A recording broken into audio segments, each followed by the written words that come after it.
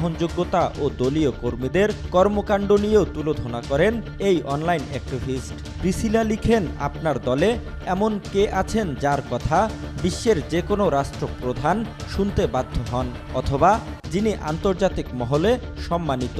আপনার দলে এমন কে আছেন যাকে ডক্টর ইউনূসের মতো টাকা দিয়ে লেকচার দিতে আমন্ত্রণ জানানো হয়?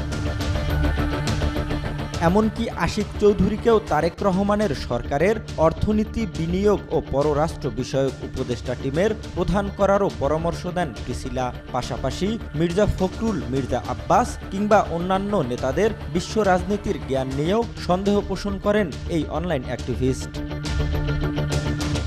এছাড়াও প্রিসিলা লিখেন, বর্তমানে আপনার দলে যত বড় নেতা তত বড় বেয়াদব ও নির্লজ্জ।